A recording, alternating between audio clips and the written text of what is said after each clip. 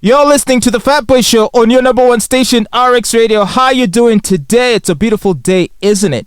Well, as you know, here on the Fatboy Show, we like to have interesting conversations with interesting people. Today, we're happy to be joined by Mr. Muhwezi, who has one heck of a story to share with us today. Hi, Mr. Muhwezi. How are you today? Hello, James and viewers. I'm happy to be part of this strong institution, RX Radio. That's I've right. been a fan of the James Onen show, and we have had ins and outs on Facebook. So I'm so lucky to have been part of the institution. We have fought occasionally on social media over different issues. Yeah, and you know, it's so funny to finally meet my Facebook enemies.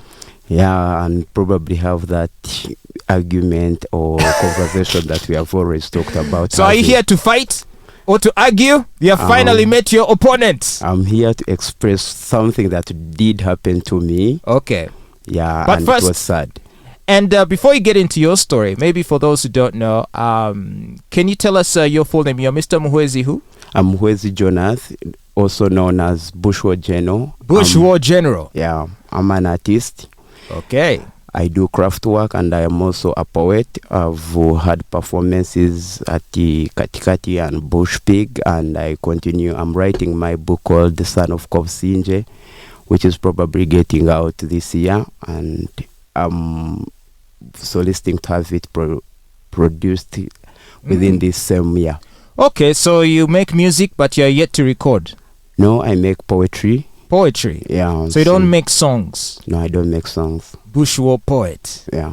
Wow, Bushwar. Any relation to the ruling party? Because, you know, they are Bushwar veterans, aren't they? I think personally, like, I see them as people like me. I don't see why they should call themselves something big or something any of value. We are all people, and so me calling myself BushWarGeneral is because I hate the way that people look at these BushWarGenerals as if they did something too good for the society. Well, that's what they tell us every day. I think in reality, it's actually what every one of us should be having to do, purpose, to fulfill a purpose. So right? each one of us should be our own BushWarGenerals, contributing to the fight to develop Uganda. Yeah, every Ugandan has a part to play. It's why we are here in the first place, I think. Like, otherwise, I think we are also BushWarGenerals, because if you look at the people being born in America, in Sweden, and then you're born in Uganda, I think you know that you are BushWarGeneral already. Like, amen to that. Yeah. Well, the reason I invited you on the show today, Mr. BushWarGeneral, is that you indicated to me that you had suffered a very strange experience, a strange ordeal, almost unbelievable actually when you explained it to me, which is why I said, hey, this is a story that needs to be told. You were arrested and incarcerated at the famous Kitalya prison, which is notorious for being a place where prisoners are not given good treatment. Several political prisoners have been in prison there for a long time. Last year I spoke to Nubian Lee, who had been there, and many supporters of NUP were imprisoned around the time of the elections, and they were kept in remand for the longest time. I happened to be there with Nubian Lee, with Eddie Mutwe. We served the same time. Actually, I was in the same ward with Eddie Mutwe. Okay. Ward 3, Unit 3. So they were arrested and incarcerated in 2021, just the period before the elections. What about you? When were you incarcerated? I was taken in on 27th, I think, of 27th of April. No, of May. That's 2021. Okay. And then I was presented to court on 1st of June. That's 2021. Then I was taken to Kitalya on the 2nd of June 2021, and I left Kitalya on the 6th of September 2021, same year. Yeah. 6th of September. So you were looking at a period of about 3 months. 3 months, 96 days to be exact. That you were imprisoned at Kitalya. Yeah. Now, you say you were incarcerated around April or May. Around it was May around the Meaning, 27th. meaning you would have already found the Noop guys there, Yeah, the NUP guys. I found them there, and So, in other words, one can assume that your arrest was not having any connection to them. it had no connection with them, because for us we were taken in for what they call disobedience of lawful orders. That's a presidential order, and for us they found us in some bar in Kololo. But then the politics that played a bit was also something like, because we were rastas, because we had dreadlocks, because some of us were artists. So when we reached court, we were treated as if we are coming from some other criteria of people, like who are meeting for some purpose. So you think you were treated even more harshly just because you are rastas? Yeah, because... But let me ask you, I mean, since when is being at a bar a crime? Why would you be arrested for simply being outside at night? This was during COVID, and the order was that people were not supposed to party past that time, but... There was lockdown, Yeah. and bars were closed. Yeah. And you decided with your friends to go to a bar against the presidential directive. And yes, during that period, police would do sting operations. They would just surprise revelers and arrest all of them. And I have people close to me who were also caught in that net during that time. So, wow, that must have been quite shocking. But why didn't you expect it? Why I didn't expect You it? knew you shouldn't have been out there that night. I don't think you that didn't care? it's the first part of what I talked about. Each of us is a BushWarGeneral. Like, each of us at the end of the day has to see these issues the way they affect him, not the way that they systematically think they affect us. Because you cannot tell me, as a person who survives on a daily income, who brings in everyday income, you tell me to stay home for 5, 6, 7 months. The bar to me is a workplace. As a poet, it's somewhere I get my experiences. It's somewhere I get things that I write about later. It's where I belong. So you can't tell me just because you think it's wrong that I should also think it's wrong. As an artist, I think I have that point in my life whereby I support my stand, whether you think it's wrong or not. But some would say, in response to that, some would say, look, they even arrested Nigerian singers who came to perform because they violated those rules. And some of these artists are big names. Thames, who's a Grammy nominee. And then also, who was the other one? Omale, yeah. They were arrested and presented before court, although, of course, strings were pulled and they were released. But a lot of people had to abide. Your fellow artists had to also abide. I think, like, the problem where it comes in, I'm not complaining for being taken in, because it was a good experience at the end of it all. I had I saw what the environment really means, what other people on the other side was are facing. And then as an artist, it also grew me and showed me other things that I had not seen. So I think at the end of the day, what I'm complaining about is not the fact that they arrested me. What I'm complaining about is the fact that they arrested me and I served more than I should serve. And even like on my way there was a lot of corruption that was involved, because if we come from the same constitution as Ugandans, which says all Ugandans are equal, and you arrest 10 or 15 people, and by the time we are going to Kitalya maximum prison, where you say you're punishing all of us, we are going, I'm only one person. I do not think that's fair. Wait, so that night in that roundup, in that operation, they captured 15 of you? Yeah, almost over. They captured over 30. And so they divided us. One group was taken to Ginger Road, and for us, we were taken to Kira Road. And out of all of them, you were the only one presented in court? We were all presented in court. Okay. So me, I thought at first, like, we are all in the same drive. But you realized, to get to know that all these other people had already passed behind, and saw the judge and the clerk and everyone, and they were going home, and I was just one man going to Kitalya. And so you would contend that it was due to corruption that they were all able to escape Yeah, it was justice youth corruption and because you did not, I guess, grease the wheels. Yeah. You were essentially subjected to the full force of the law. Yeah, as an artist, me, I was not like most of my friends they got me with, because personally my friends are like high level kids who are okay financially, let me see, but then as an artist I have gotten that chance to chill and be with them. So when we got arrested and we are in court, these guys had already talked to the magistrate and the clerk, and me, like in the last 20 minutes, that's when I'm told that there's actually something these people have already done for the magistrate. And that meaning that you think they paid the magistrate? Yeah, they paid him 500,000. Each of them that went each suspect. out. Are you sure about this? Do you have I'm proof? very sure. That's what they told you? I'm very Your friends sure. told you? Yeah, my friends told me. So did they have to pay one person or did they have to pay a number of people? What did they say? Each of them had to pay 500,000. And actually me, I bargained with, when the person who was telling everyone was now when you are at the court, there's this police officer guarding the courtroom. So it's the one that came to me later.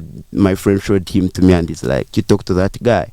And I had about 150,000 on me, and all my other guys had enough cash.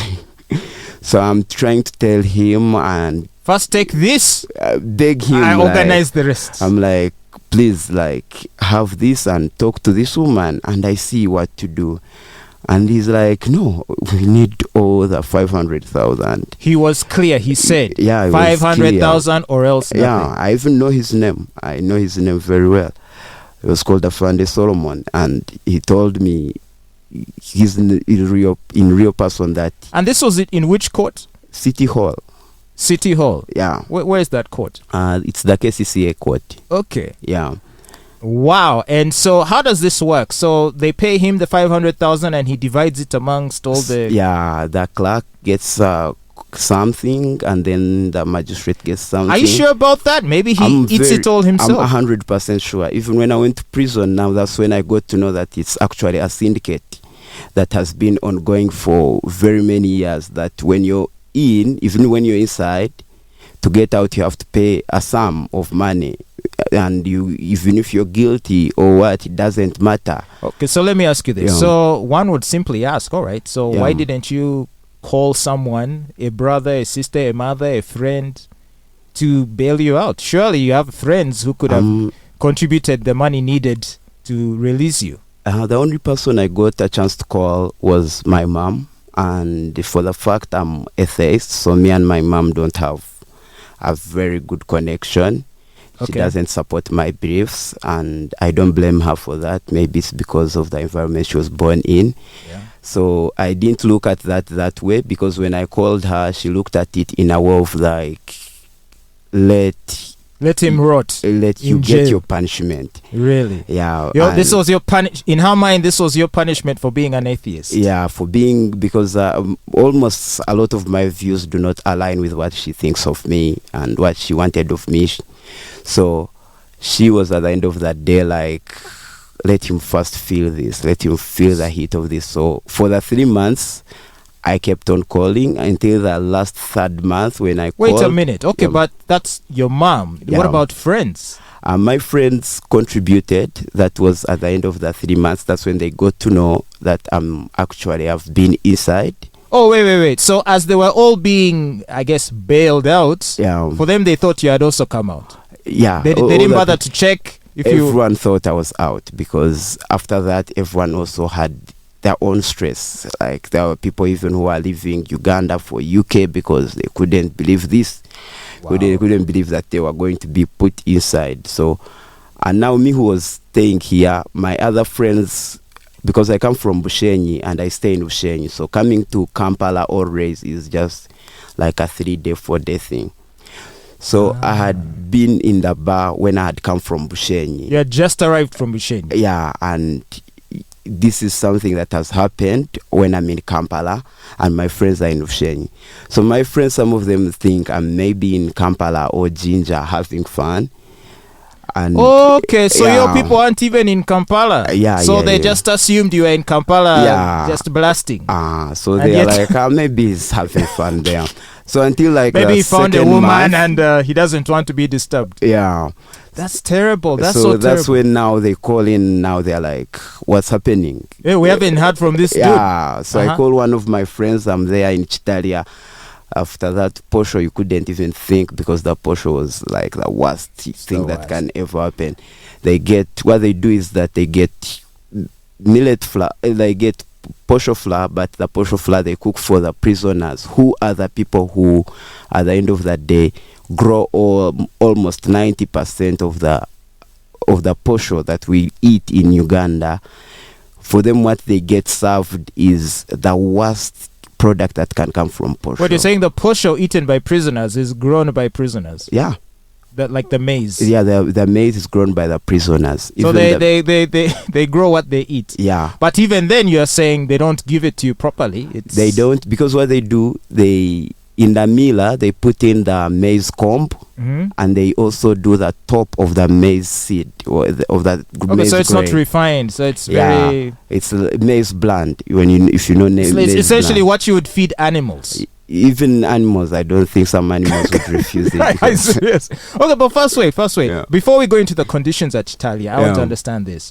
Obviously, given that you are unable to pay your way out of that situation, and this is not even an argument as to whether you should be able to, because obviously that's bribery and corruption, but it's just how the system is broken, so people try and find an easy way out. In your case, you couldn't. So anyway, that being said, regardless, given the offense you committed, it seems to me that it's not an offense that would warrant incarceration. It seems to me the kind of offense where you would simply, at best, be fined, receive a fine, and then set loose. Or do community service. You are just drinking in a bar when you shouldn't be. And for that, they take to prison. It seems a bit extreme. And not any other kind of prison, in a maximum prison. And to be clear, you hadn't even been convicted. I was a remandee. You are simply on remand. Essentially, you are being held in remand until such a time that you will be presented in court for trial. My question is, were your charges read out to you? Yeah, they read out my charges at City Hall. They read out your charges at City Hall? Yeah.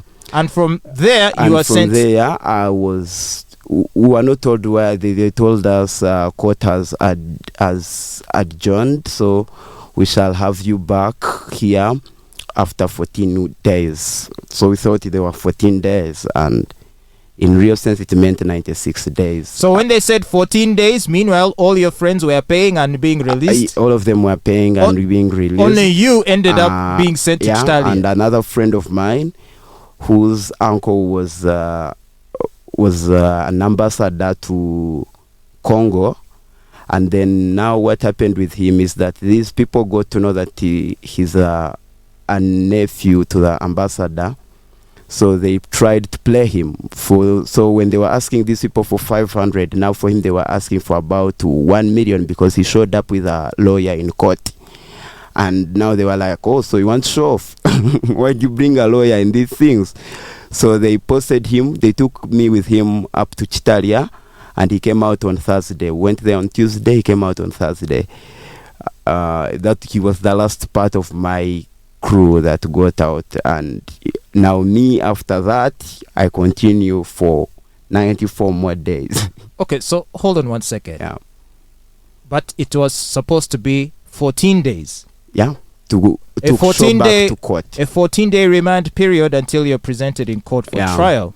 So what is this 90 days? I mean, from the time you were taken to Kitalya, why were you not presented before the court after 14 days? I was never presented to court again until after 96 days. They were giving a lot of reasons.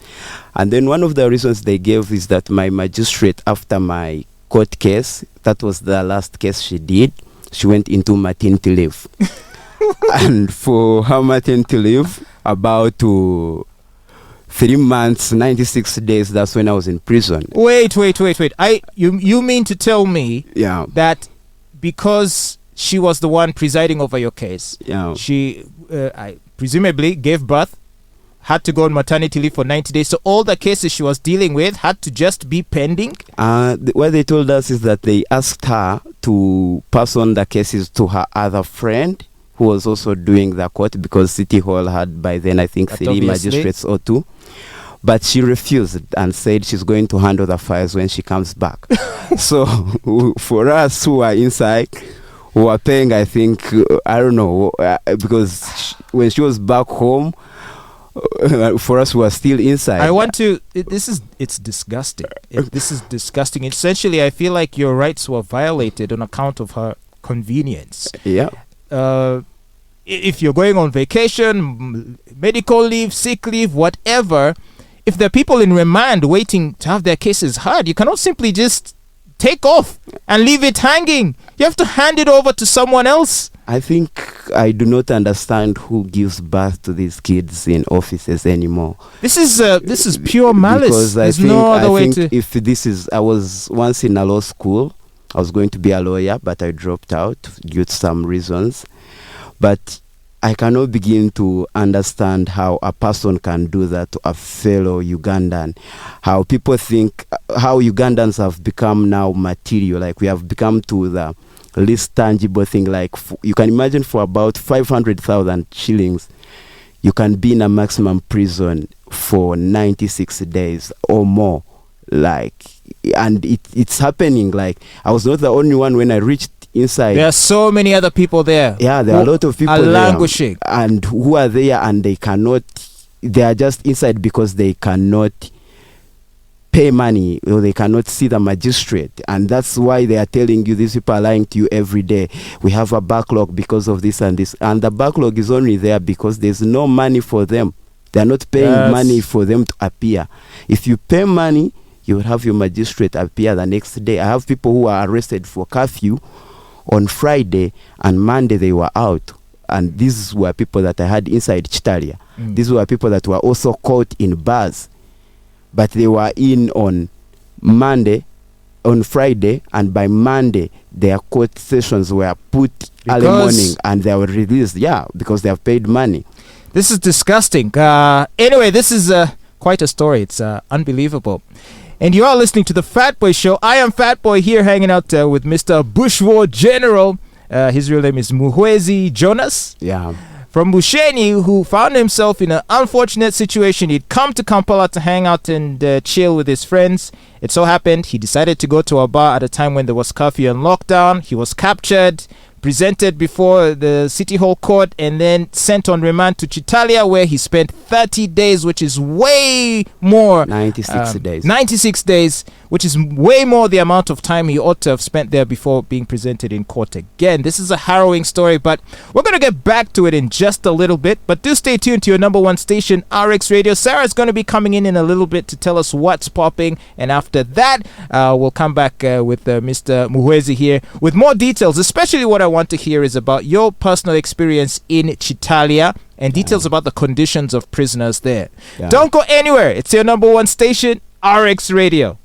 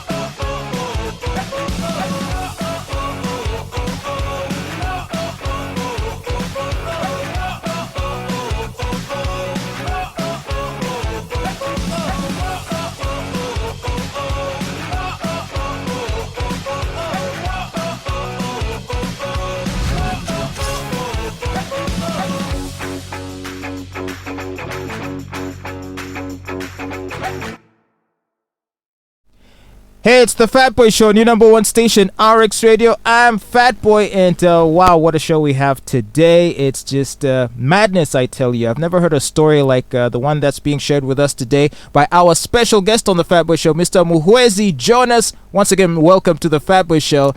It's just good to meet you, and as it turns out, we have been friends on social media for some time. We have argued on a number of issues, but as is the case, social media enemies often turn out to get along just fine when they meet in person. Right?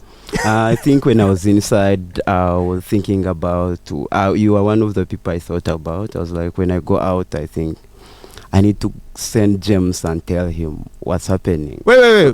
When you were in Kitalya? Yeah. Prison? Yeah, because immediately I came out, if you I gotta holler at my boy, Fatboy. The first text that I sent was one of those that when I came back, like amongst the first people I wanted to share this thing with was you. Really? Yeah, because I thought you needed to know, like, people need to know what's happening. Truly a harrowing tale, which, you know, if you're just tuning in and having caught up with the story, essentially what happened to Mr. Muhwezi is, or rather BushWarGeneral, that's his main name. So he lives in Busheni. He came to Kampala to hang out with friends, and it so happened this was during the lockdown period in 2021.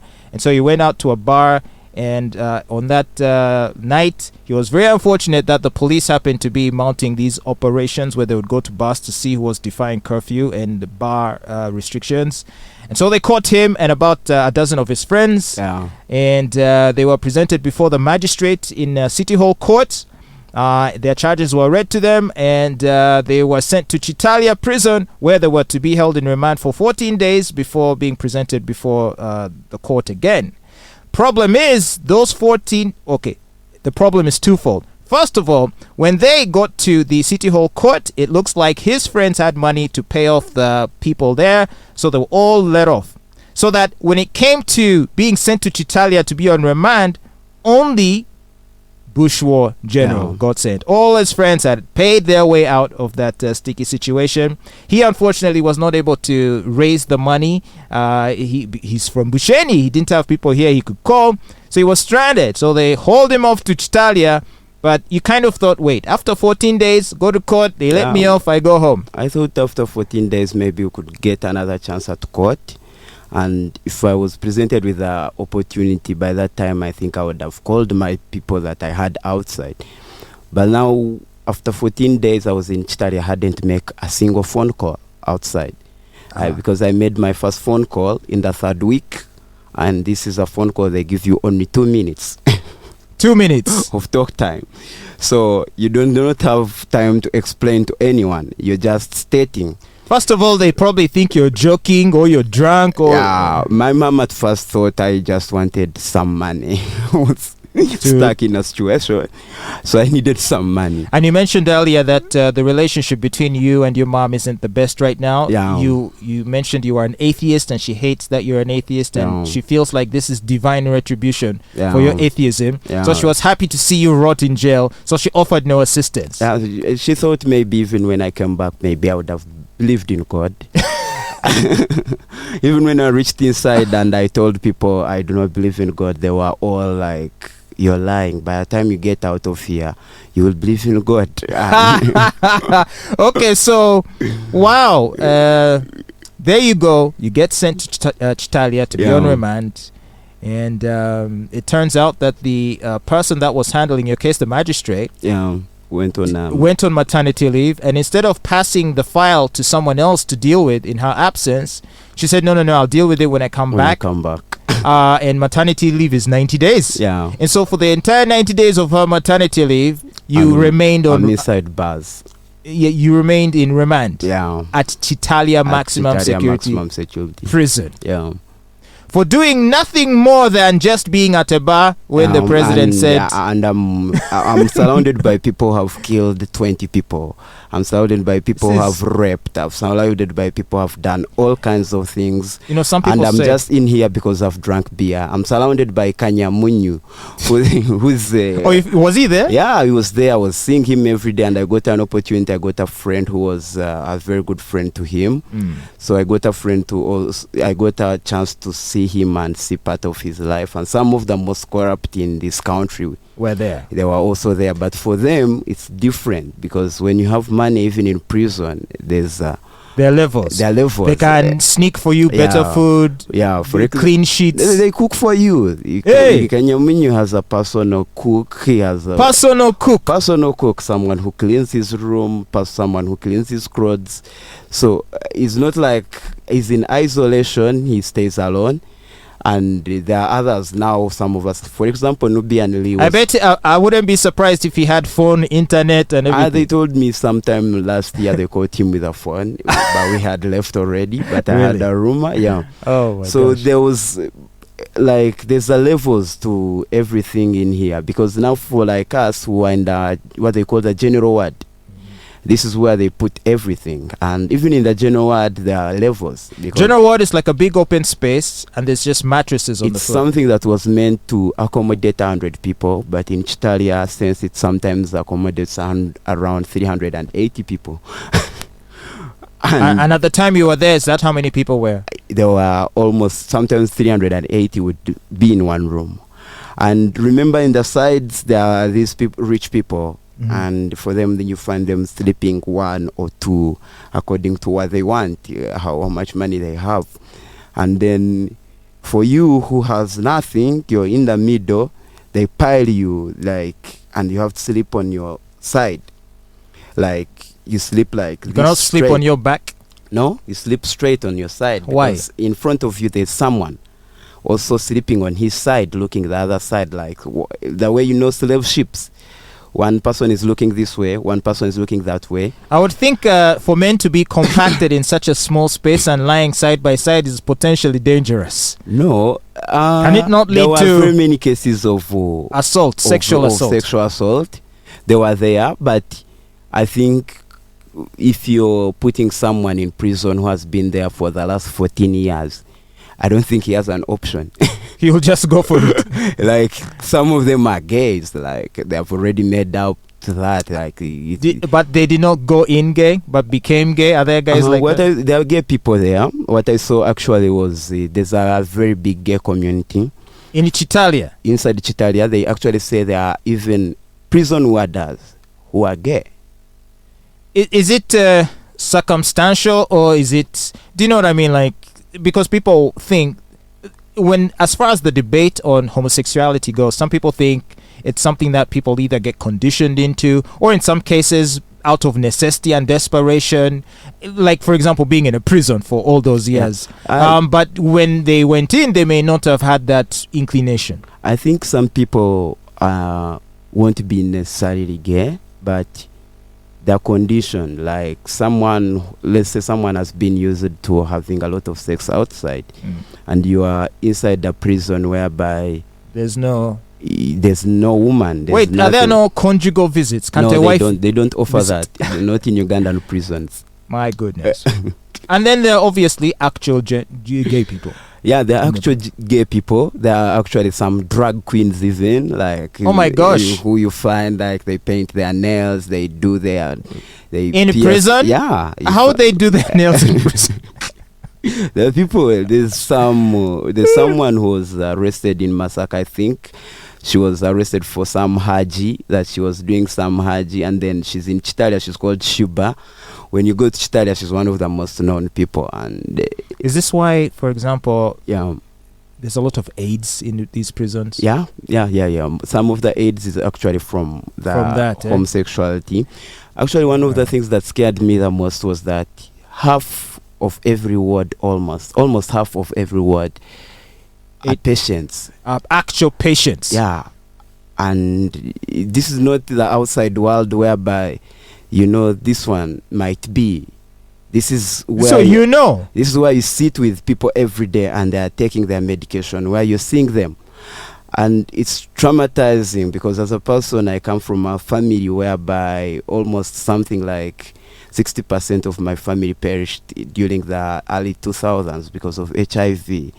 And I was now under somewhere where I was seeing HIV every day, and it was sad. And you reach time you don't even have money to buy a razor blade, one razor blade. So, and you find people going like that every day, day after day. People survive like that. It's sad that people don't even have slippers when they're going to the toilet. It's when you look at what's happening. For you, you didn't have anyone. Like normally, and I know this happens. Yeah. You know, when people get sent to prison, sometimes relatives may visit and may carry a few things for the inmates. Now, what happened for us is that during COVID, they're not allowing prison visits. So you essentially were on your own. And they've put a lockdown. Kampala cannot cross Masaka. Bushenyi cannot cross Mbara. So I'm inside. I'm barricaded by all kinds of problems. But the first time I went, this friend of mine had some money on him. That guy I told you, who the uncle was an ambassador. So we bought some mandazi. Mandazi is the food that everyone eats in prison. If you don't have mandazi in prison, you're going to die. So when we reach, we get mandazi. And one of these days, I met someone who was too hungry. That was like in the second week. And I bought his slippers, one lindazi. He gave me his pair of slippers. That was the first pair of slippers I had in Kitalya. So those were issued to you by the prison? No, like the mandas I had, someone was very hungry. Did you have money while you were in prison? No, like because I went in with this guy who had some money. So when we reached, they tell you to buy something to have in the ward before they do your account, because they put your account in a book. And then now when you want anything, there's stipulated time for getting things. So you take your book and write what you want. And do you buy from a canteen? It's not actually like a canteen. It's a prison warder always owns something. So he comes and asks you to write what you need. So you write in the book and then present the book to him with your money at the reception. So for him, he budgets. So before you're taken in, you're advised to deposit the money. Yeah. So that while you're in, you just request the warder to buy you the things, and they just subtract from your. Yeah. Is it possible for relatives to deposit that kind of money? Yeah, they even give you they can even you can give them a call and they put that money on your phone, on the phone for Kitalya. That's very possible. Wait, but is that legal? Is that an accepted? Is it part of it's a legal thing. Oh, it is. Yeah. You call your parents, you call whoever can send you something. They put on your prison account. Then they say your name. So how much did you have on your account? I had zero actually for all the time I was there. But then I managed to meet someone who was very nice to me. He was inside. Yeah, he was about 51 years of age, and he had worked with my uncle in one of the companies in ICT and forestry. So he helped me in most cases. I had my first toothbrush after 3 weeks. That's when I brushed for the first time. And it was brought to me by my friend called Malaika. He's serving about, I think, 20 years of prison. For what? I think he's in for rape and murder. So he's the one that bought me that first toothbrush after 3 weeks of not brushing my teeth. Let me ask you, obviously, me personally, my only knowledge of prison life is what I've seen on TV. So I think of films or series like Prison Break, or there was the other one before it. I forget the name. But essentially, prison dramas. We've all seen prison dramas. It's more like. So is it like that? Are there gangs? It's like a bad high school, a bad Ugandan high school. It's not anywhere near what we see in movies, the violence, the what. You can meet about 2 or 3 guys who are violent, who everyone knows they are violent, but it's very few.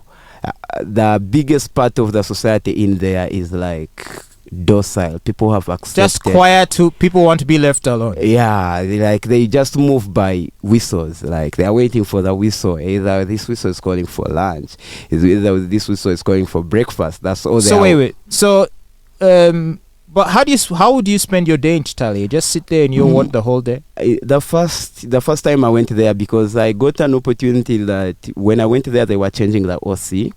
So I got to experience like two sides of Kitalya. Before, the OC that was there was mainly doing what he liked. He was someone making cash out of the prison, milking the cow, and he didn't give a fuck what happens to the prisoners. So most cases, even the prisoners would be in ward from morning up to evening. You can imagine, and it's one of the worst things that can happen to anyone. Because you sit down, you play any kind of game that you think of, and you get tired of it. You do cards, Monopoly. Yeah, you have cards, you have chess, you have draft, but then you exhaust this and feel like you don't know why, for some reason, like you feel off, like completely. So after the cards, now this OC that came in, you started utilizing the pitch and the court and the basketball court and everything. So he's the one who had started, like, also even the phones. He had tried to make sure that the wards have more phones, because you can imagine about 4,000 people had two small phones, ITEL small phones, like inside the prison. Yeah, but against the law, against the rules, right? No, like they are meant to help people, because people are calling their lawyers. People are calling their people who are following up on their cases. But outside. you're not, when you're being put inside, you're not allowed to go in with a phone. Yeah, you're not allowed to go in with a phone. The prison gives you a phone? Yeah, there are some prison warders who come and they make you access and make calls. So you make calls and they talk to whoever you want to talk to. 2 minutes, you said? 2 minutes. After 2 minutes, they get it off. If you have money, you can have more than 2 minutes. That's okay. But if you don't have money, those 2 minutes, you can actually not even have them. Did you have a girlfriend during this time? Or at the time you were taken in? No, I was single. Okay. Yeah. Wow. So there's no one to worry about you. Yeah. This is such a harrowing story. Well, you're listening to the Fatboy Show. I'm here hanging out with Mr. BushWarGeneral, my friend from Facebook, who I didn't know had been incarcerated in Kitalya during the 2021 COVID lockdown period, where unfortunately he fell victim to a police operation. They were going around looking for people violating the presidential order on banning bars and also curfew. You remember that time, right? So he was out partying with friends. He just arrived in Kampala that day from Bushenyi, didn't know what was going on, and boom! They grabbed him and took him to court at the city hall, and from there put in remand in Kitalya. Unfortunately, whereas he would have been presented before the court after 14 days, the person handling the case decided to go on maternity leave and didn't pass on the file to another person. So he had to wait until she was back from maternity leave for his case to move forward. That is the harrowing story of Mr. Jonath Muhwezi, a.k.a. BushWarGeneral, which is going to continue when we get back on the Fatboy Show. I want to hear how the story ends. I want to know how he eventually was able to come out of this situation, what lessons he has learned from it, and what his message is to the people of Uganda. Don't go anywhere. You're listening to your number one station, RX Radio.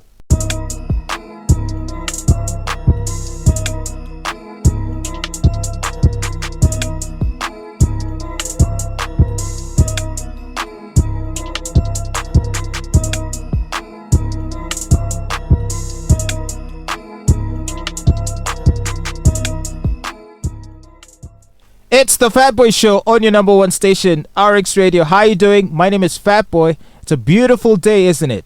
A day that you should not take for granted. The fact that you are free. I'm guessing if you're listening to the show, you're not in jail. But how about my friend, our special guest today on the Fatboy Show, Mr. BushWarGeneral, real name Jonath Muhwezi, who found himself incarcerated for 96 days in Kitalya maximum security prison. And you're not going to believe why they threw him in there. Remember how there was lockdown and you couldn't go to bars and there was curfew back in 2021? Well, it so happened that he just come over to Kampala from Bushenyi, where he lives. He just came to visit, and he decided, hey, let me just hang out. I'm in town. So he went to a bar, and unfortunately, on that particular night, there was an operation by the police to see who was violating curfew and who was at bars when bars are supposed to be closed. And he was netted in one such operation. And then he was hauled into prison. He was sent to the City Hall Court for KCC here in Kampala. And from there, he was read out his charges. And then they sent him to Kitalya to be on remand for 14 days. Now, it should have been 14 days, and then he's presented to court, and hopefully he would have been given probably a warning, community service, or some, minor punishment, because it's not like he killed anybody. But guess what happened? Soon after being sent on remand in Kitalya prison, the magistrate handling the case went on maternity leave. And instead of passing on the file to someone else for the case to be handled in her absence, so that after the 14 days she'd have been presented in court and all that stuff, she decided to sit on the file, or rather, I guess, put it in her desk and go off on her maternity leave for 90 days. Only after she came back from maternity leave was this case taken care of, and at least he could move forward. And during that time, he just spent a terrible time at Kitalya Maximum Security Prison, spending time with people that were in there for murder, rape, assault, some minor crimes, some major crimes. And in the previous segment, he was explaining to us how much of a terrible ordeal that was. So welcome once again to the Fatboy Show, Mr. BushWarGeneral. Happy to be talking to you, and happy to be hearing your terrible, but rather astonishing story. The pressure is all mine, James. So, because I think this needs to go out. And it turns out that we are actually Facebook friends, and we have been for a while. And I didn't even know he'd been incarcerated. And during the time you were locked up, you mentioned that when you come out, you want to, you decided you want to reach out to me and to tell us this story. Yeah. And so here we are, finally. Yeah. So what was literally going on? Like when we reached Kitalya like this, me, I hadn't frozen yet. I was still okay. So we sit in this truck. They drive us from City Hall. It's a big police truck. That's the day they had shot Katumba's daughter.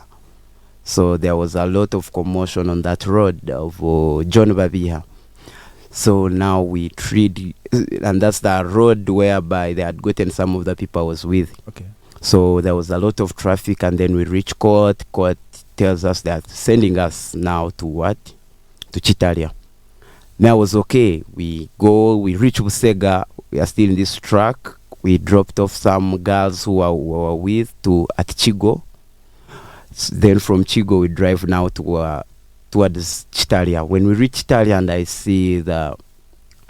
saw Kitalya Min-Max prison, that's when reality hit me. Like, for the first time, I'm now... This is for real. Yeah, like, I'm now dead. Like, I didn't know. We reach inside, and they check us as if they are checking animals. That guy could even finger your anus. Like, they are looking for everything. They are checking you. They are scaring you. You're literally dead. I think it's an intimidation tactic to break down your will. They tell you, spread your legs. You spread your legs. Then the guy's putting on gloves. He checks you everywhere. He checks you. And then he does, after doing all this, they make you kneel every time you're kneeling as they're talking. Now they take us inside to That's reach. very dehumanizing. Yeah, to reach inside the prison, there's when it's closed at night, there's about 4 to 5 gates. So they take us through all these 5 gates, and each gate they open it, and each gate I was fainting, almost like you could just dying. Feel your knees. Your knees were so weak. I didn't know what to do. Then we reach inside, and they bring us this portion that looks like human feces, when it's compact. And then there's soup that is overflowing, looks somehow brown, and then with like 5 beans in every plate, and they pass us that shit. And Well, from outside, at police, we were actually eating better because we had people coming in every day, bring us KFC, bring what, looking. KFC. Yeah. Wait. How does a prisoner get KFC in Kitalya? When we were at police, Kila Oh, Road, yeah, okay. When you were still yeah, waiting to be presented at the KCC court. Yeah, we used not even eat the food for the police, but now in Kitalya, this is something very different. It's nothing like police. It's nothing. So they present us the food. We are like, no, we are not eating this food. The first day. Yeah, we others who are hungry, Daggy and me, we had bought mandas. Remember, I told you, like 2 packets, me and my friend, because we wanted something to be taking us for days. So I used to have porridge in the morning, and then in the porridge I get chindazi, and I break it into very small pieces, so I drink it. And remember, I'm someone in life who used not to take porridge, but when I reached Kitalya, porridge was somehow better than what was happening. At least the porridge was it was somehow okay. And then now this is what happens after like 3 weeks. The boiler breaks down, so we are having only 1 meal a day, and when we are having this 1 meal, there's no porridge. You just wake up and wait for afternoon, like something at 3-4. That's when they serve you lunch, 1 plate. Okay, and also I would imagine the mandazis you went in with, after a while they got done, and when they got done, I had no money because remember my friend had also left, and when he was leaving, he left me money at the reception. All the cash he was left with, he's like, give it to Jonath because he's still here. And when I went back, the prison warden told me, no, he didn't tell us anything. So now I have to literally like begin anew when my friend leaves. I have to make new friends in order to survive this ordeal. So I had to make friends who have something. And you said you met an uncle in there. Yeah, I met someone who was more like an uncle of mine. He was my uncle's friend. So when I met him inside, and I'm quite a talkative person, so I talk, and then he's like, who's this bright young kid? He's like, how old I am? Like 25. It's like, 25, you're too bright for your age. Why are you in here? So I tell him my ordeal and everything. He's like, hey. So he was looking after some friend of ours who's a murderer. So he's like, what can you do? I'm like, I'm a good cook. Like, you're a good cook. Yeah, he's like, okay, you can be preparing my meals. I'll be buying all kinds of food. You be preparing, and me and you share the meals. Wait. First, explain to me what you mean. So this friend of yours. Yeah. So he had, I guess he was a big shot. He had money. So he had some power and influence over the prison system, to which he was given the privilege of preparing his own meals. No, if you had enough money by then, before the current OC that is there, you would be allowed. You'd be allowed to make your own meals. Wow. So Arnold, his name was that. Okay. He could afford to have that cash, and so he bought things for me. He told me, actually, make a list of whatever you want, and I was like, what do you mean make a list? Like, no one in this place has told me. Wait. Okay, so you were able to essentially you were able to eat a bit sensibly for that period of time during the era of the old OC. Yeah, I started, even the new one, I started having some rice coming. I started having some meat once in a while. Like, it was those things, the pressure. But then now, after a time, my body adapted to the prison food because there was nothing to do. Even what I could get from Arnold was not enough. He was also surviving and also surviving other people. So he started now giving me, I would get from him, and I also get the prison food. Because as time goes on, now you juggle, you start having supper, yet prison doesn't provide supper for you. But when you start understanding the system, you start getting some things onto yourself. So I started having supper, I started eating that food, and now I started adapting. But the food itself, I think, has no nutrition value. Because this is what happens when you eat that food and you go to excrete. That food literally comes out of your body as it is. And remember, in prison you do not use toilet paper or anything. You have to do it like the Muslims.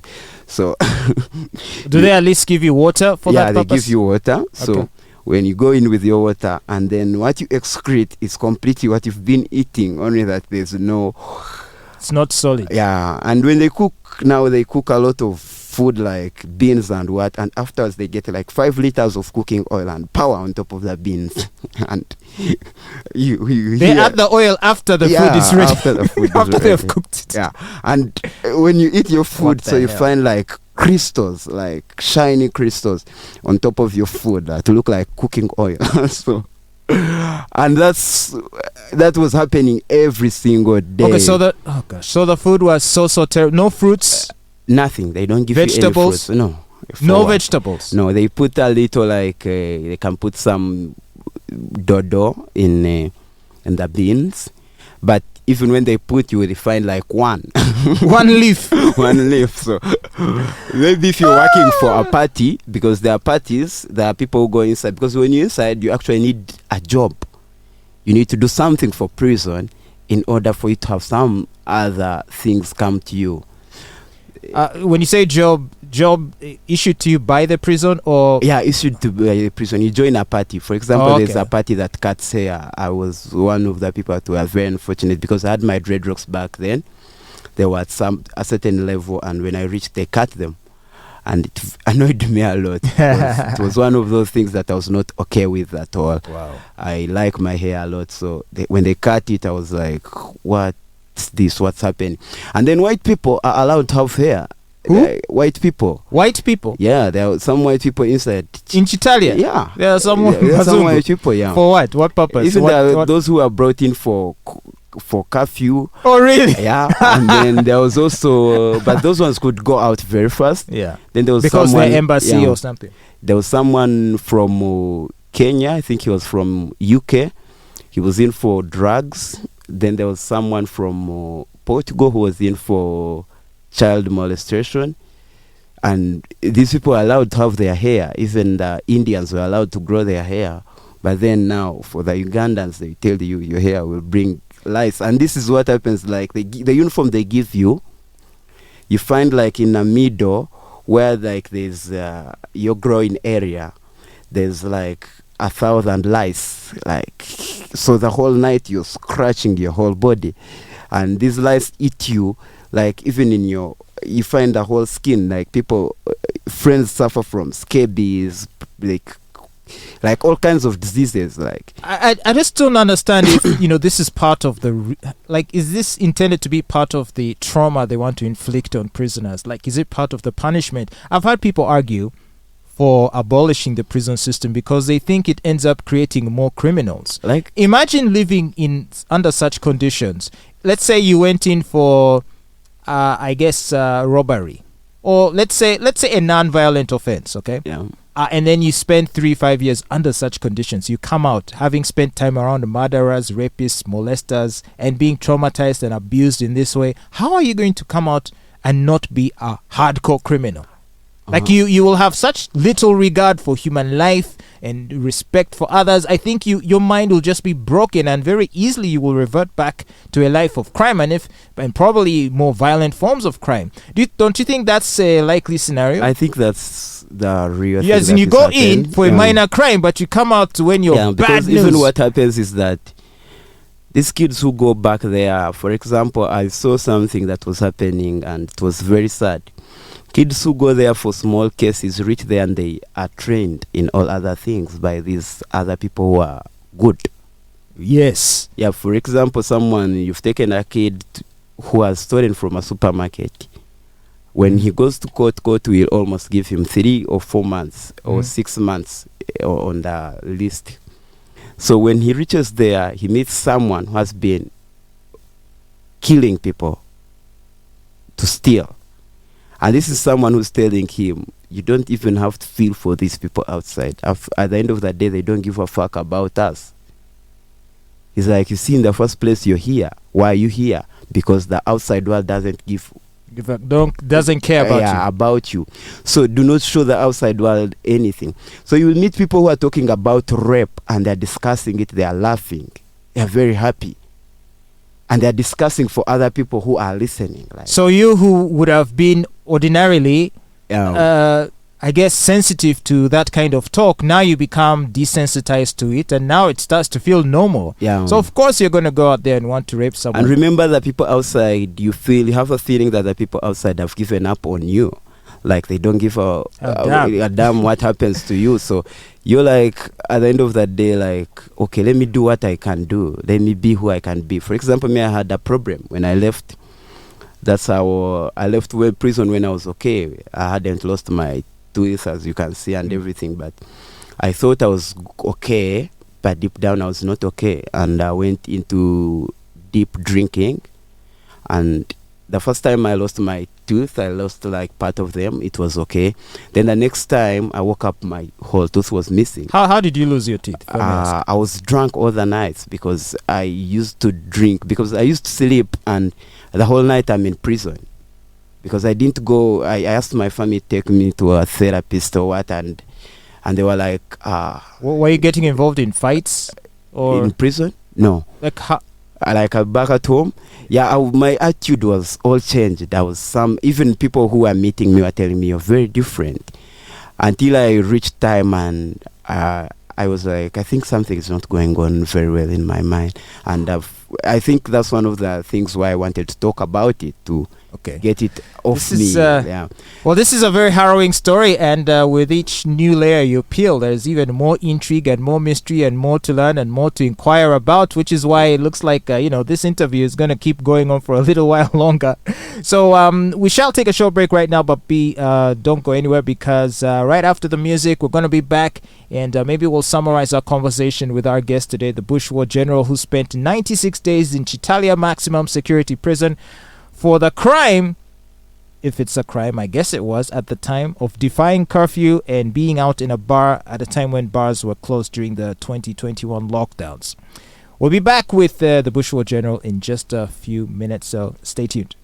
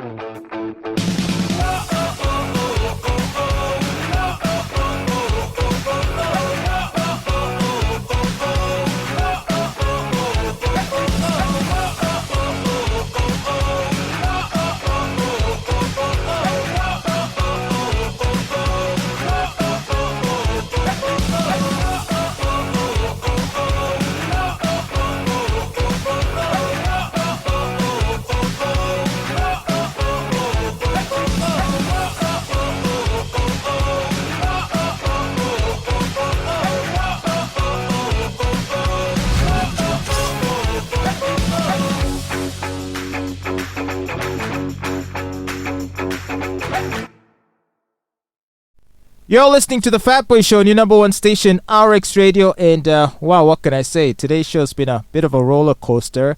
We've had an amazing time enjoying great music, and of course talking to our special guest today on the Fatboy Show, Mr. BushWarGeneral, otherwise known as Muhwezi Jonath.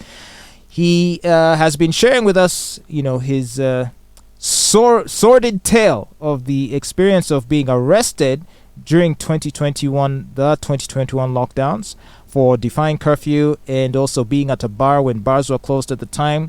He unfortunately got captured in a police operation, a sting operation that was taking place around that time. Remember how police would go around, driving around at night, looking for people that were defying curfew or for bars that were open?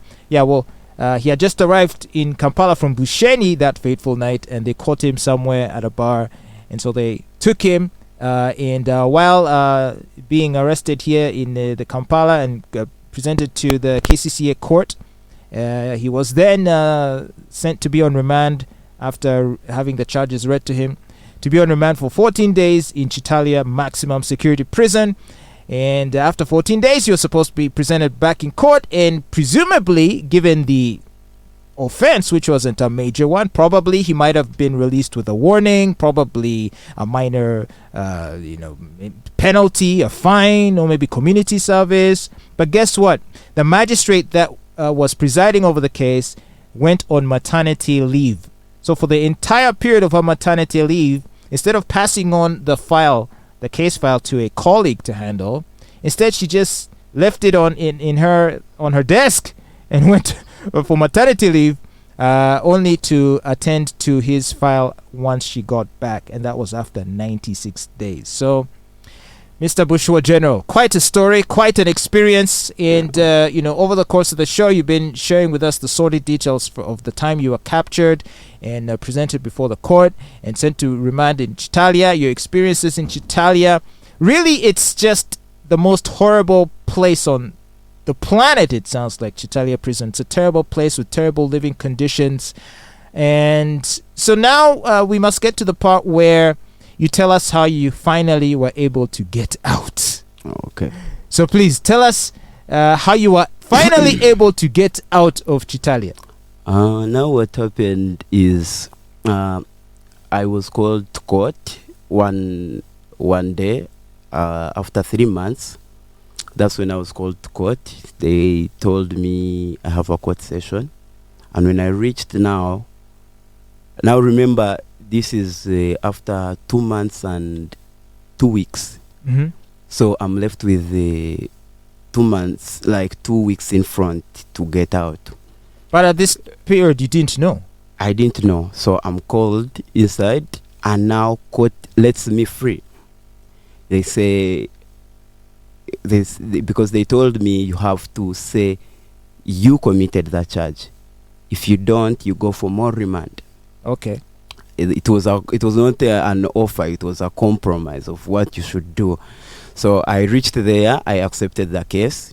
The magistrate is like, okay, I've let you go, you can go home. And now after that, I spent 2 more weeks inside Kitalya. After the magistrate let me go, I spent 2 weeks inside Kitalya. Because my letter was at City Hall, what they call the release letter. Okay. And prison couldn't get it from Kampala, which is about only 60 kilometers, I think, to Mityana to let me be, to give me my freedom. And I begged prison service until I paid. My mom paid. Now after 3 months, my mom is called by this prison warder, and I'm begging her, I'm like, court has let me go. Please facilitate this, pay about 150,000 for someone to go and bring my letter from Kampala and bring it to Kitalya so that I go home. So she sends money, and when she sends money, the prison warder had already brought my letter. And now this other guy, when I'm going, so the letter was already at Kitalya. Yeah, unknown to you. Unknown to me. Like after those 2 weeks, but me, I had already told my mom to send money. So my mom sends money to this prison warder. And now in the morning I'm going home. This prison warder is telling me, your mom sent you something. So I am very happy. I'm like, hey, maybe I have transport to go back home. Now to get to know, like, this guy gives me 20,000 of about 120,000. But I was very happy, like, to hold money for the first time after those 96 months that I didn't care. Now my brother is also he has come from Bushenyi, he has come to Kampala, so he's going to City Hall, because my friends had also contributed about $1 million plus to get me out. So okay. My brother is coming with that money. And now when my brother has not talked to my mom, so my mom sends to this guy gives me 20K. Now my brother comes to fetch me. When he reaches City Hall, the letter is already in Kitalya. But they don't tell him that. But they don't tell him. So they make him pay about 120,000. And after he pays, they tell him, actually, the letter has already gone. And all this corruption is happening, and these people are just feeding off me, who's suffering. I'm inside, and people are just having me for like a commodity. Like to them, I'm something that they can pluck money off. Like, I don't mean anything. Like, it was sad because I have never seen anything like it in my life. I got to see for the first time. You see these yellow uniforms that prisoners put on. A prison warder can cane a prisoner until the bat bleeds. Wait, would that happen? Would prisoners be beaten by? Yeah. I saw it with my own eyes. For what reason? Things because, for example, like I told you, it's like a high school. So people get to times, for example, someone steals like one chindazi in prison. That's 500 shillings. And this prison warder puts that person down and canes him until his butt bleeds, until the whole yellow is red in color. And this is someone... And this chindazi would have belonged to one of the wardens? No, one of the prisoners. No. Oh. Yeah, but because of the anger, which, for example, me, Arnold, used to tell me one thing. He used to tell me, Jonath, people here do not steal because they are thieves. People here steal because it's bad. They are hungry. People are hungry. People are not eating. Like, people...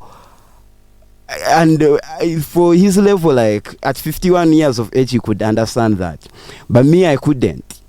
Because I was... First of all, I didn't have the capacity me myself. But for him, he had the capacity. And then he's someone who has lived in the UK for long. He came back to Uganda in 89. And he was in prison now for some death also that was trying to clear. But now when he saw what was happening, he's the one that told me... People are not stealing here because they are bad people or what. People are stealing because the conditions are rough. You can't expect someone to have one meal in a day. Sometimes you give that meal to a person at maybe 6 in the evening. And you don't care whether he gets it or not. At 6 from morning up to 6, this person's stomach, the small intestines reach a time they are digesting themselves. And were there doctors at the prison to attend to you? They have a clinical assistant. They have a clinical assistant who acts as the main doctor for example, Kitalya always has about 4,000 people sometimes. And it's a facility that is meant for...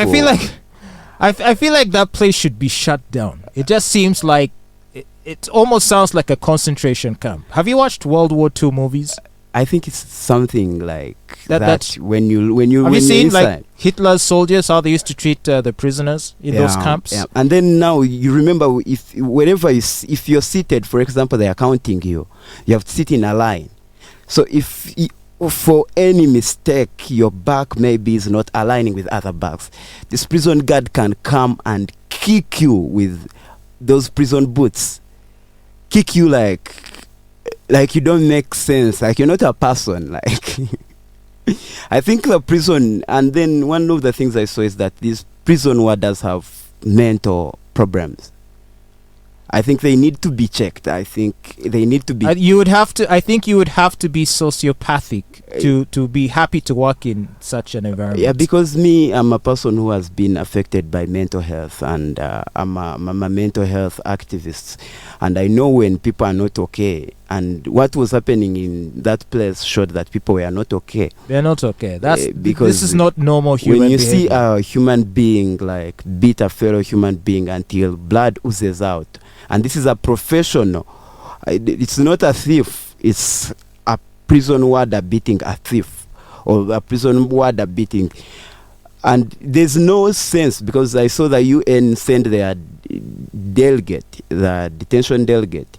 When he came, I had spent time. I had already been freed by court, but I was still in Kitalya. And I asked him, I'm like, why can't you help me get out of here? And the guy's like, for us, we are here to write a report.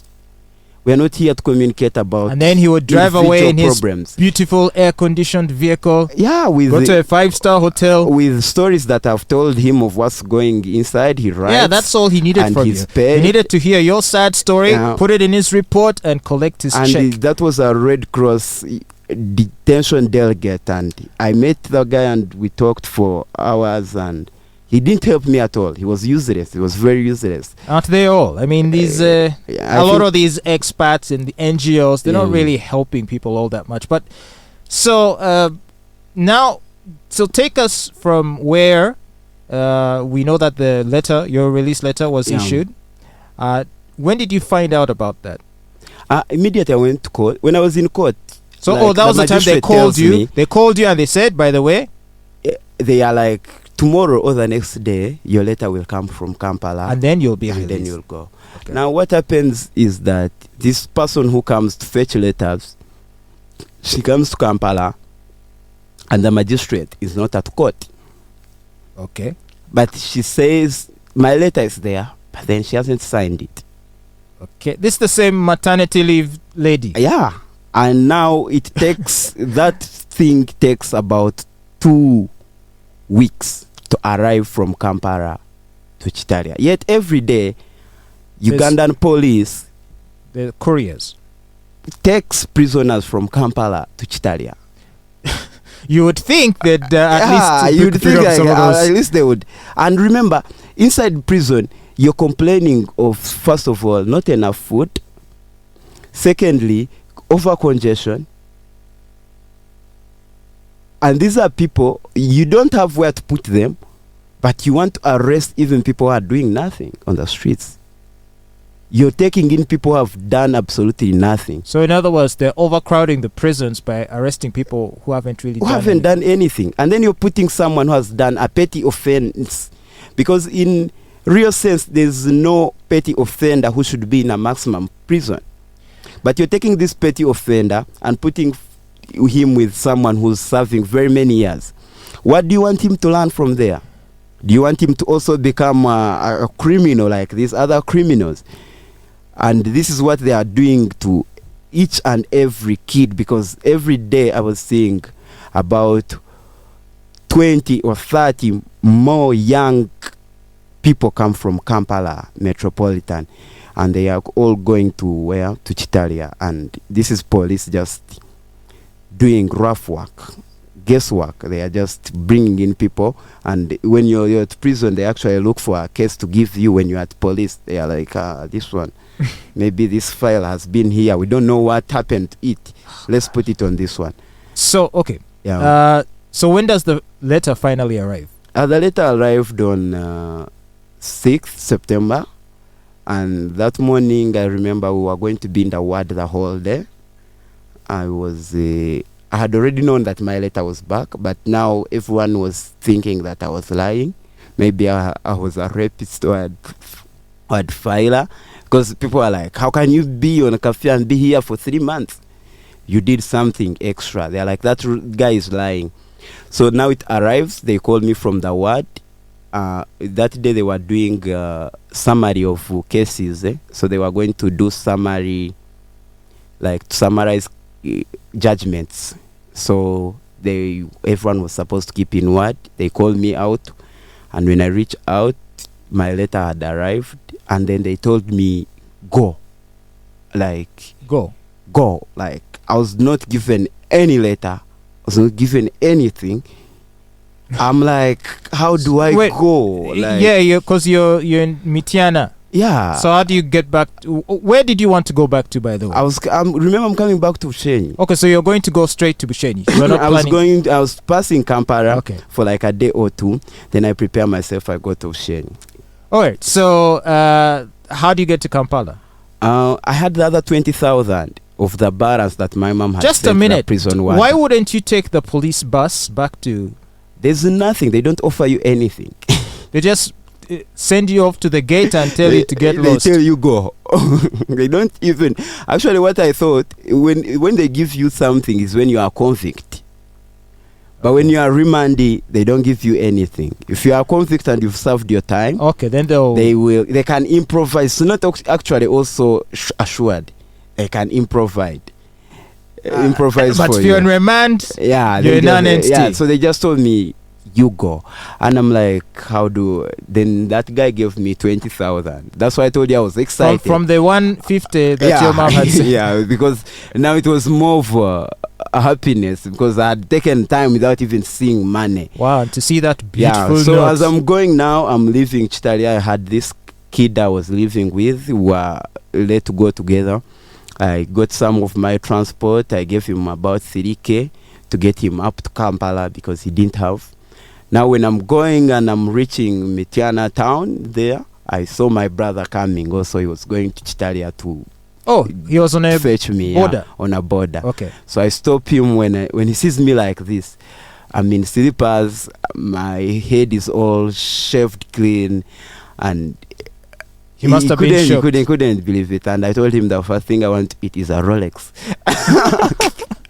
and he was like, are you sure that's all you need right now? I'm like, I just need a Rolex, because I was seeing one of the days I used to see Eddie Mutwe and Nubian Lee pass around with Rolexes in Kitalya, and it was something you don't actually eat. And no one like beat him up to steal it. No, like I told you, it's a high school. It's not what you see in movies. Okay, so What you see in movies is a lie. These boys in Uganda are not as hard as those boys in America, but they are going to stab prison warders. One prison warder can put down a whole Ugandan prison and cane them very well. Really? Very well. Even Wow. people who committed murder. Beat them like kids. It's sad. It's not. Are there like? Is there like? Are there? Do you think there are some tribes that are overrepresented amongst wardens? Do you think the wardens? Would you say that they tend to come from particular region? Because I would think most of for that job you need big tough guys. Most of the guards are from northern Uganda and West Nile. That's what I thought. Yeah, so you'll find. I don't most know of why them- our people Yeah. are always the askaris and Yeah. the security of Uganda. And that's the biggest number and percentage you find. But then you'll find a lot of people from Rukunjiri, which is where the head of prison comes from. Obviously, Yeah, I'm sure the so- corruption would extend even into the recruitment process. And remember, this is someone that has battered a group of Ugandans for years. Yes. If you see, I don't know, if Mr. Frank Baine and his friend, those two guys, I think they are the worst Ugandans that anyone can ever imagine. To be overseeing a prison system like such as this, Yeah. you, you can't possibly have a soul. I think they don't. I think they are dead. They are dead people walking in convoys, but they are dead. They died long time ago. So Because anyway, when you see what happens and what they do, that can't be a person. That's not a living person. No living person can do that. and I think for anyone that's listening to this or watching this, it's hard to come away from this story and just be okay with how things are. Like, so for me, I now very much feel a passion for there to be some change. I feel like we need to do something to improve the conditions for people who are incarcerated in our prison facilities. But so let's go back to you meeting your brother, and you ask for a Rolex. Does he buy it for you? Yeah, he had a lot of money, so he was carrying $1 million, and he had just spent 120. Yeah, my friends had all given me that. So and he's like, I need to take you somewhere. He wanted to take me to like KFC, to what? I'm like, no. Let me just go home. I don't actually need that. I need a shower, because remember we were doing public showers at first. Like they get over 200 men and they're all showering, so and you don't say anything. You all remove to zero and you start showering to over 200 of you. Whatever water you get on you is enough. And so now I told him I just want to shower and I want to stay in private. I want to be alone for a moment, like because people have been in my space like for too long. Like I really want to be alone for a moment. Okay, so you came back to Kampala? I came to Kampala for 2 days. I went to the bar again, but then now when I reached the bar, I was always scared. Like I don't know why. By then was lockdown still there? Yeah. No, it was done actually. Okay. So I went back to Bushenya. I'm like, I'm done with it. Now in Bushenya, I became a drunkard for months. Obviously, with this trauma. Yeah, because I would sleep every night, and the whole night I sleep in prison. And I'm seeing these guards, I'm seeing these meals, I'm seeing everything that I was doing. So afterwards, I was like, I went until I got all these problems, and then when I started getting these accidents, I had to redraw my line and say, I love my life more than what I went through. So maybe by talking about it, it will settle me and give me that peace and accord me that. Because when I was in prison, I told my friends that when I reach outside, I will make sure I let people know what goes inside. And maybe to people like Malaika who are there for very many years, and they helped me, even though I was a fellow criminal. He really helped me, even though he had done more than I can imagine. I couldn't believe that murderers are also people, that rapists are also people who have souls, who at the end of the day are also people who think and reflect about what they have been doing. So, and want to change. Yeah, and so when you put him behind, don't keep on making him live like an animal. At least accord him some sense of humility. Make him feel like he's human, because at the end of the day, you're putting him in. You need him to come back to the society. So but you'll send him back even more dangerous than how he was when he went in. Yeah. So Malaika really wanted something to do with health, with mental health, because he was suffering from suicidal thoughts, and I was also suicidal. So he talked to me about things and told me, whatever you're thinking, you just know every one of us inside here has been going through that. And he was planning to have something to work with prisoners, for example, a mental health awareness campaign, because to him these people go a long period without talking to someone, and this involves the guards and the prisoners, because even if you only do for the prisoners and you don't do for the guards, there's a problem. So I think at the end of the day, like, that would be my thing. So amongst my poems in my new book, Son of Kobsinje, it talks about me and my mom and how we have had this rough. How is the relationship now? Have you guys made peace? We actually don't talk at all now, but I do love her a lot, and I wish that one day she will understand my reasoning of everything.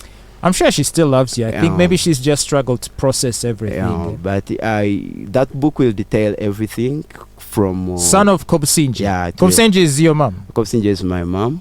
So I'm the son. And, all right. I'm the original copy. Where can one find this book? This book is not yet launched. It's currently now in text form. So we need to publish it. And there's GoFundMe already going on. I sent you the link of that GoFundMe. Okay, I'll share it on the RX Radio Facebook and Twitter. Yeah. So that book will detail. And on YouTube, it will be down in the description. Oh, okay. And I'm also doing a project. I'm a CEO of a company called the Muhwezi Nation, and we are working with some project now in Upsheni called Rukararwe. We are doing recreational work. I'm an artist in a bigger franchise than even the poetry thing. I do a lot of craft work and everything. So we are looking at getting the youth skilled so that problems that happen to me do not happen to them. By the time they arrest them, they have something in their pocket, because it's not easy to move just like that. So we are skilling youth in Ushenyi, and maybe RX can come in. We have our activation on the 15th. Maybe RX can come in as a sponsor. We're already going to do something, and we are also doing awareness of products. So anyone who can come in and support the project can come in. We are looking at a lot of things because it's a charity organization. Is it all on the GoFundMe page, or is there another? No, it's not on the GoFundMe. The GoFundMe is different. So give us the details for that. The activation we are working with an NGO in Ushenyi that has a woman and a youth group. So we are skilling the youth, and we also do parties. Like I have told you, I'm a party person always. So we are doing these parties in Ushenyi at first. We are launching a festival in April of this year about skilling and life, and so the activation is on the 15th of April. Okay. Yeah. 15th of April. Yeah. No, 15th of this month. Of January. Of January. Okay. Yeah. And then after the activation, we shall have more events going on in Ushenyi, and then we shall have what they call the Ushenyi Festival, which will be the roundup of the whole thing. Okay, that's you have quite a bit on your plate. Yeah. Yeah? You're going to be a very busy man. Yeah, for example, you can give us space. We host some of our podcasts. We are looking at mental health podcasts with the students and the youth in Ushenyi. We are looking at a lot of things to do with the youth. So maybe RX can be part of that brand and also help us go on with Sure. our project. We'd very much like to support that. So it We sounds are like a looking forward very to- good project. We are looking forward to working with you too. So if someone wants to find you, to contact you directly, do you have an email? Yeah, my email is muhwezijo95@gmail.com or jonathmuhwezi10@gmail.com. Then I go by BushWarGeneral on Twitter, on Facebook, I have also a YouTube page. Yeah. And then my number is 0758-455-434. Yeah, you can get me there. And if, for example, if you have anything to do with the art in the society, we are ready to help. We are ready to work with anyone. My final question to you, Yeah. BushWarGeneral, is I think the one thing that's, for anyone that's sort of been following this conversation, the one Yeah. thing that is obviously not lost on them is that we live in a corrupt country. Yeah. At all levels, there's corruption, especially the judiciary system. Yeah. A lot of people think, yeah, politicians steal money, government officials steal money, technocrats steal money, but people aren't aware of the extent to which people in the judiciary are stealing money or appropriating money that they shouldn't, or are taking bribes from suspects. I think So that's going to come as a shock to many people. Yeah, I think people should know that there's no judiciary. It's another shop. So when you're going to police, you see it as another shop. Like the way you have a shop in Chikubo. Don't go there expecting freebies. You just go to another shop, have some money, and you just know that justice is a product or a service that is offered on money. Justice is not free in Uganda. It's for sale. It's for sale. Yeah. And you better have money or else. You'll be in for 96 days and you won't And like it. Have you had chance to talk to that magistrate who... I didn't talk to her because by the time she sends a 25-year-old youth to prison for 3 and months? she's back home saying she's producing a baby. I don't know which Uganda she's preparing that baby for. Did she want this prisoner to go in and learn to be a rapist and come and rape the same baby? Because I don't know, if you're sending someone who has done nothing and you're sending him to a maximum... to my maximum prison where there are people who cannot teach you anything apart from bad, and then you, at the end of the day, you're a mother, you're going back home. You to would think she produce. would have a heart as a mother. As a mother, like it would first hit you. Like, leave alone me. I'm someone who do not drive my pity and conscience from a book. I'm not theist. I think every human being has that bit of conscience to tell between bad and good. So why would you give the worst punishment to a 25-year-old who has done the first mistake of his life? Why would my first prison experience be Kitalya maximum facility before you even give me any chance to talk about myself, to at least explain what's going on with me? You just want to first punish me. So I think I don't even want to talk to her. I think I do not have any kind words or understanding for her. I think... Can you forgive her? I don't think I can never forgive her. I don't think so. Because if you forgive this, it means you're not human. You're lying to an individual that you have that forgiveness, but you can't have that forgiveness, especially for a woman. I was born by a woman, my mother, and I love her very much, and we've had problems, but I still have her all the same. So by the time I tell you I can't forgive a woman, there's something that she did. I don't understand her. Yeah. Anyway, there just needs to be a wider conversation about the state of our judiciary system, and I can't thank you enough for coming forward to share this story. It is perhaps the most powerful story I have heard about prison life and about the justice and police system. It's a wake-up call for the people of Uganda, and I do hope that this conversation gets shared by those who would have either listened to it or watched it. It's been very powerful, and I thank you for coming here, Thank Mr. you, James, for hosting BushWarGeneral. me. Thank you for hosting me. I think we shall continue our arguments on Facebook. Yeah, we and shall. Conversations. Hey, but I won't mess with you because now I know you're a hard guy. I don't know what you'll do now. It's just the system made me better, I think. It didn't spoil me. It didn't break you. Otherwise, I would have been the best thief in town. But I decided to be a better individual out of that experience. I think that's what it was projecting me towards too. So I want to use my experience to let other youth outside there know what goes on, and they also have to know that law has consequences. Yeah, but let's not serve past what the consequences mean. Like, that's my whole issue. If I was serving the time I was meant to serve, I would not have a problem. But me serving more than I'm supposed to serve is just too much.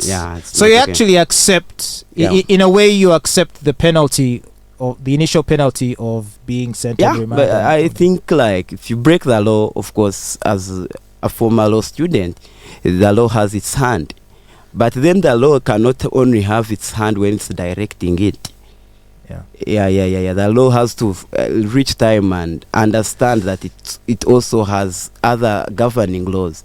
The law has to be human. It has to be human. It can't just. We can't just be doing something that like that to our fellow Ugandans. Like, I don't feel like it's okay. It's not right. Well, I'm wishing you the best in your endeavors, my friend. And if you're watching this on YouTube, you can just check in the description section below for all of the details about how he can be contacted, his GoFundMe page, and his social media, and all that cool stuff. Well, you're listening to the Fatboy Show on RX Radio. Well, what can I say? Today's show has been amazing. I'm hoping to have more interesting conversations with BushWarGeneral. I'm sure this will not be the last time he's joining us. And I look forward to that day. So do take care, and I'm wishing you the best, my friend. I think the day after tomorrow I'm going to Bushenyi. So I will make sure everyone in Bushenyi watches this show, because I know they'll be very excited about it, especially my mom. Wow. She doesn't know English, but I will endeavor to explain everything in Onyankore. All right. Yeah.